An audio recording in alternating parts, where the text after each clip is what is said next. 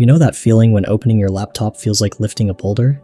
When a simple text message sits unanswered for days because responding somehow requires more energy than you have? When your to-do list isn't even that long, but looking at it makes your chest tight and your mind go blank. This is what being stuck actually feels like. It's not about being lazy or unmotivated. It's about being so overwhelmed that your nervous system has quietly shut down without asking permission. You're not broken. You're experiencing something that happens when you've been operating beyond your capacity for too long, and your mind has finally forced you to stop. Let me paint a picture you might recognize. You wake up with genuine intentions. Today's the day you'll finally tackle that thing you've been avoiding. But then you sit down and suddenly everything feels impossible. The project you need to start, the email you need to send. Even deciding what to eat becomes this monumental choice that exhausts you before you've done anything at all. Hours pass in a blur of scrolling, staring, distracting yourself. You've accomplished nothing meaningful, and now you feel worse than before. Because on top of being stuck, you're now disappointed in yourself, ashamed, wondering what's wrong with you that you can't just do the thing. And Carl Jung once observed that what you resist persists. Think about that for a moment. The more you fight against this stuck feeling, the more you judge yourself for it, the deeper you sink into it. You create a cycle where being stuck makes you anxious, and that anxiety makes you more stuck. It's like quicksand. The harder you struggle, the faster you sink. But here's what changes everything. Being stuck isn't the problem. It's a message. Your mind and body are trying to tell you something crucial. They're saying, stop. We're overloaded. Something needs to change. When everything feels like too much, it's because you've ignored the signals for too long. You've pushed through when you should have paused. And now that your system has forced the pause for you, most advice about getting unstuck is completely useless, honestly. Just do it. Stop overthinking. Push through. Be more disciplined. These phrases might sound motivating in an Instagram caption, but they completely miss what's actually happening inside you. When you're genuinely stuck, your brain isn't being lazy, it's protecting you. It's overwhelmed by the sheer volume of input, decisions, and emotional weight you're carrying. Telling someone who's drowning to just swim harder doesn't help. They need to float first. Think about how a computer behaves when too many programs are running. It slows down, it freezes.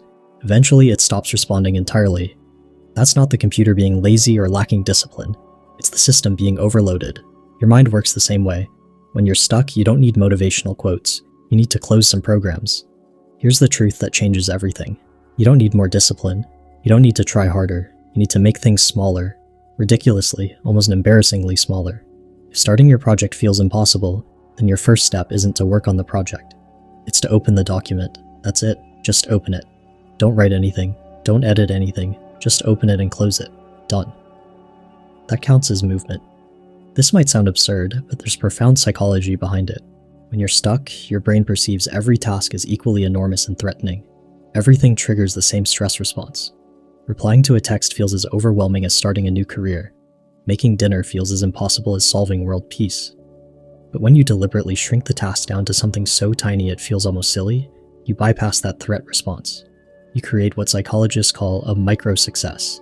And micro-successes are magic, because they break the pattern of failure and disappointment you've been stuck in. The philosopher Lao Tzu said, "A journey of 1,000 miles begins with a single step." But what he didn't mention, and what's absolutely critical when you're stuck, is that the first step doesn't have to be towards your destination. It just has to be a step. Any step. Movement itself is what matters. Because movement breaks the paralysis. Let's dig deeper, because it's rarely about the task itself. Usually you're stuck for one of three reasons: perfectionism, decision fatigue, or emotional avoidance. Perfectionism tells you that if you can't do it perfectly, you shouldn't start at all. It whispers that your work needs to be brilliant, polished, impressive. So you wait for the perfect moment, the perfect mood, the perfect conditions, and you wait, and wait. Meanwhile, nothing happens because perfect never arrives. Decision fatigue is different. It's when you've made so many choices already that making one more feels impossible. Should I work on this or that? Should I start now or later? Should I do it this way or that way? Each decision drains a little more energy until you're left depleted, unable to choose anything, so you choose nothing. Then, there's emotional avoidance. This is the deepest one. Sometimes the task is connected to feelings you don't want to face. Maybe starting that project means acknowledging a dream you're afraid to pursue. Maybe cleaning your space means confronting the depression you've been minimizing. Maybe reaching out to someone means risking rejection or admitting you need help. Understanding which of these is driving your stuckness changes how you approach it. If it's perfectionism, Remind yourself that done is better than perfect.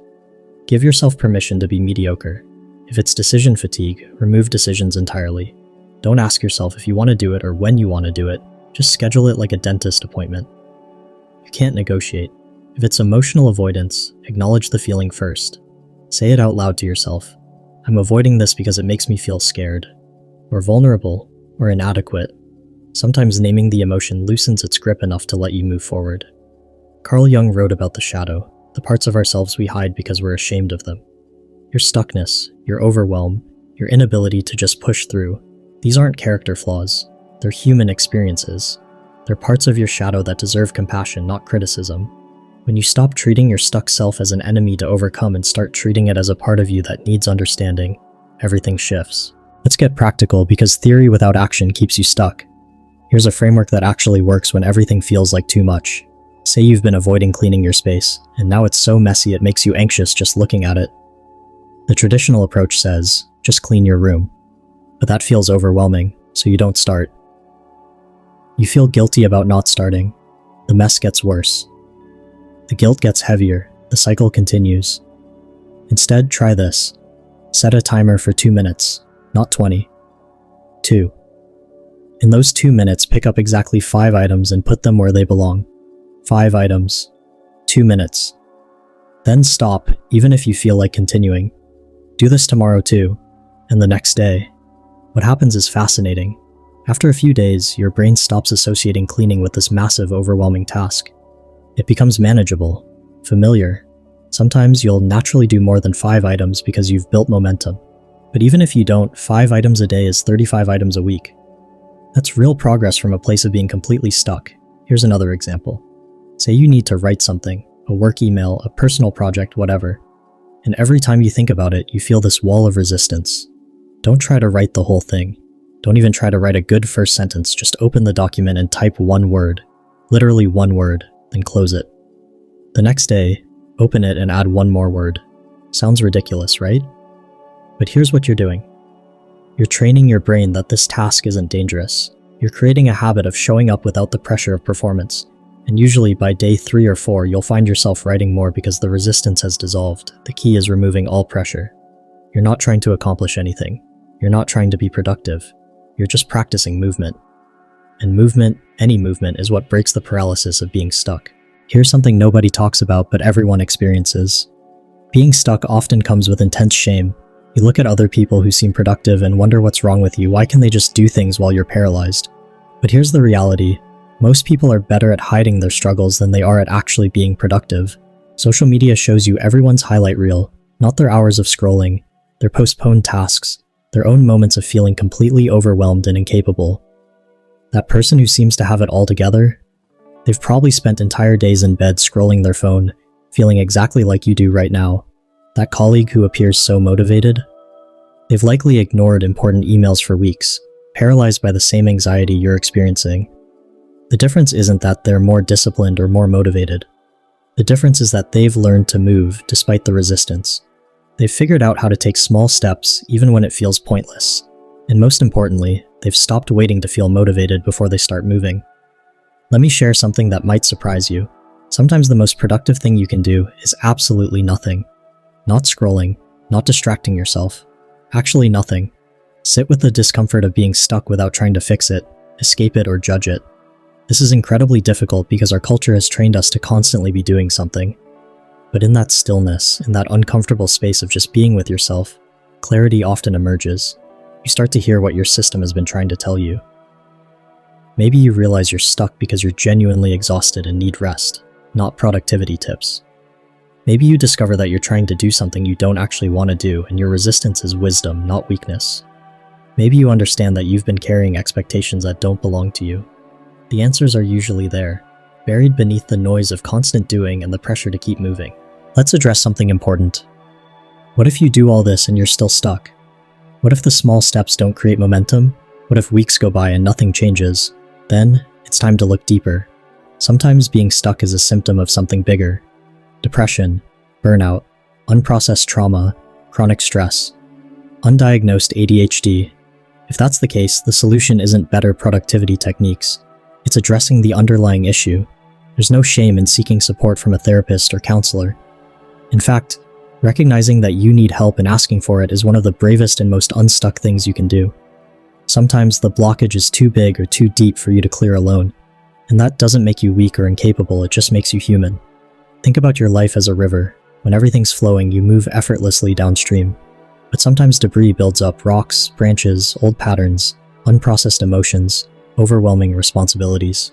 The river gets blocked. It stops flowing. Being stuck is that blockage. Sometimes you can clear it yourself by removing one branch at a time, those small steps we've been talking about. But sometimes you need help.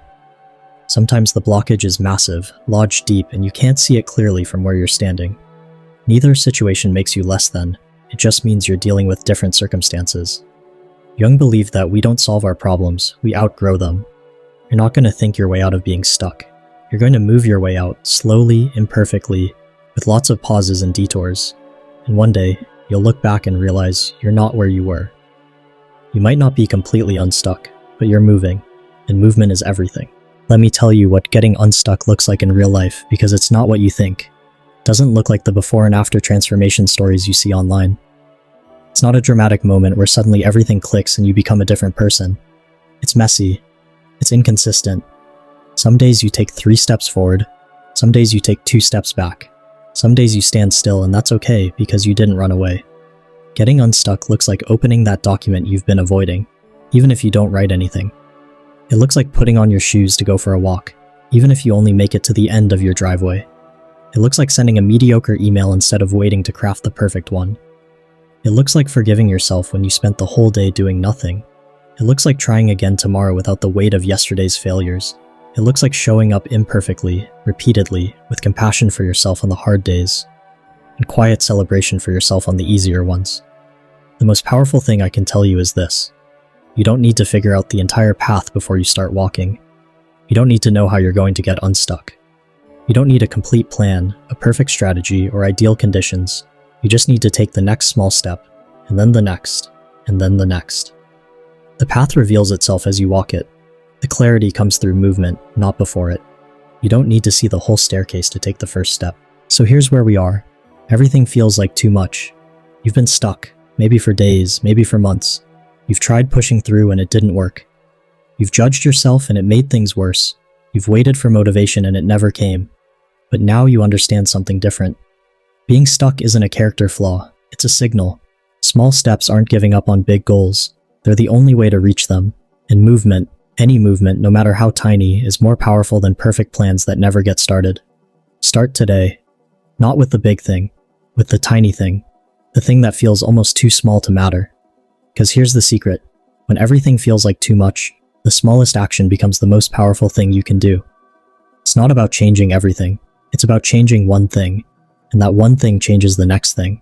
And slowly, quietly, without fanfare or drama, you begin to move again. Your life doesn't need a massive overhaul. It needs small, consistent, compassionate steps. And you're capable of taking them, even when it doesn't feel like it. Especially when it doesn't feel like it. Because that's when those small steps matter most. Pick one thing, the smallest thing you can imagine. So small it feels almost embarrassing. Maybe it's making your bed. Maybe it's drinking a glass of water. Maybe it's opening that app you've been avoiding. Do that one thing. Not tomorrow. Not when you feel ready. Now. And then, regardless of what happens next, know that you've already started moving. You've already broken the paralysis. Everything else builds from here. If this resonated with you, drop one word in the comments. Moving. That's it. Just so I know you're ready to take that first small step with me.